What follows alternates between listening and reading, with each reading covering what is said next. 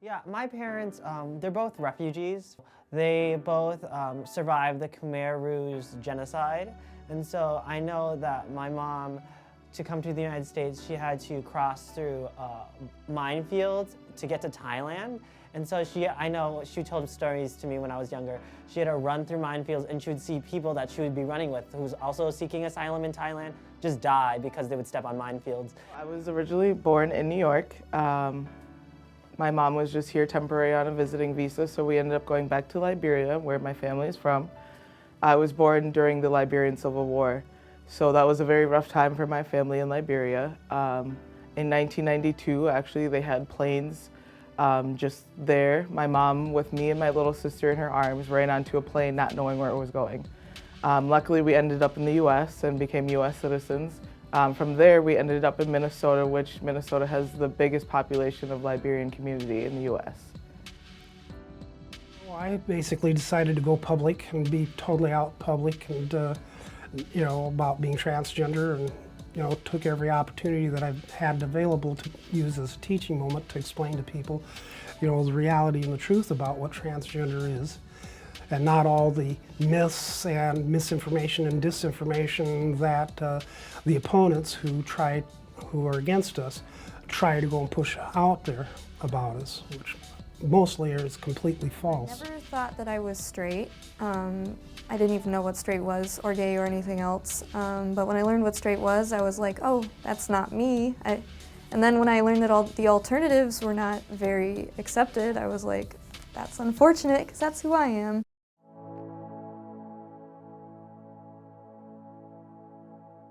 I came back to Minnesota and tried to repair my relationship with my mother. There was a point in time we had a conversation and she asked me, where did she go wrong to be who I was today? And that question killed me, because the reason I am such a strong and fierce individual is because of watching my mother come to the US with $15 in her pocket, 2 bags, and not knowing the language, from us living in shelters to eventually having a 5-bedroom house by the time I was in high school. She's a strong woman, 3 degrees, 2 PhDs. I can't stop my education because of her, and I'm now in my 2nd degree. I just wanted to let her know that despite of how she felt she went wrong, her strength is what made me who I am. Alateen was a really new experience for me because I had to go outside of my community to join an Alateen group. And it brought together people of all sorts of different backgrounds. We were all unfortunately united because of alcohol or addiction of some sort. That was actually really where I encountered the first really out queer people in my life, and I was a little scared at first, but I realized, especially through all those sessions where you just kind of bare each other's hearts, that they were a lot like me, and I was a lot like them, and they really encouraged me to, especially from the queer aspect, sort of come into my own and represent myself really as myself rather than what I was supposed to be.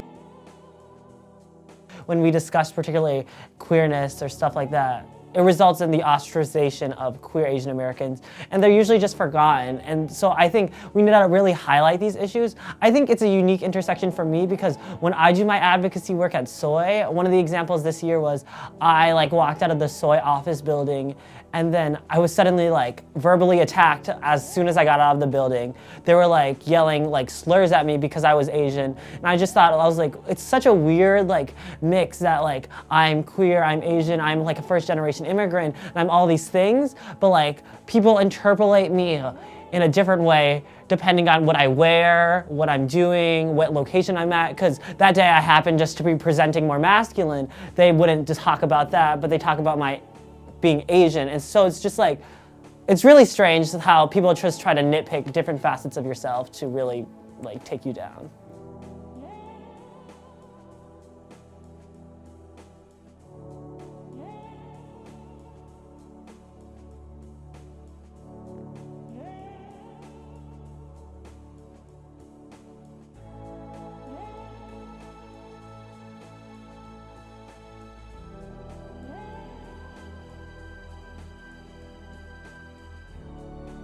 Sure. I mean, I think that those priorities are absolutely, they're in line with my personal politics, right, and my professional work too, as a scholar of QT POC issues.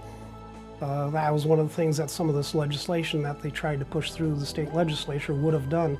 They had one bill that would have basically forced all transgender people to go and revert back to what their original birth certificate said for their name and gender, which would be pretty devastating to, people who are very far along in the transition or have actually completed their transition. When I was first learning about privilege, I was kind of confused because it just sounds so unfortunate. Because I have white privilege and I have cis privilege and I have class privilege and I have things like that. And it was kind of hard to wrestle with that, that sometimes I'm in a place and it's not really because of like my doing, it's just because the system was built that way that I have all of those opportunities that others don't have. The way I would think our politics is very like homonormative or like white queer focused. And I really never got the skill set to be more intersectional or discuss how queer people of color like myself face issues of heteronormativity, because obviously I don't just want to get married and stuff like that. I want to have the ability to survive in the status quo. And so when I was reading that, it's like queer people of color need to be the forefront of these movements. They have to have the say of what's going on. They don't need to just be tokens within the movement and just be like, oh my gosh, we have queer people of color, but they need to be leading our movements because they face structural oppression at the unique intersections that are key to help dismantle these systems of oppression.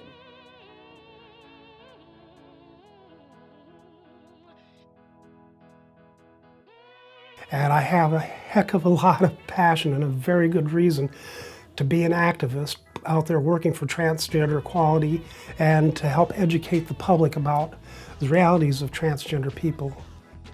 Yeah, I'm studying sociology. I'm majoring in sociology at the University of Minnesota, and I'm minoring in Asian American Studies, comparative in race and ethnicity in the United States, political science, and Asian Americans literature and culture. And so I hope all these things will help me gain better advocacy skills within the Asian American community, and these skills can help me within the LGBTQ community because my focus isn't solely on race, obviously, but I want to use these skills to help understand better these communities so they can have better representations within the political sphere to actually have their issues discussed and have policies to actually help them. And I'm now interning at the Library of Congress over the summer, and I have the ability to change and transform more people's minds, and I'm just really thankful for PFund and all of that. But when I get to a position of power, to be able to help those who have helped me along the way, to be able to say that when I was down and when I was not able to do everything that I wanted to do, there was people like PFund who were able to, give a financial donation that, is going to help me put on a show where it'll be a showcase of all, artists of color and queer people of color, and showcase that music into the Minneapolis community to make sure that it grows and continues to grow. And I want to leave a lasting legacy that says, I didn't only just come here for music, I came here for the people that represent me and that I represent in music.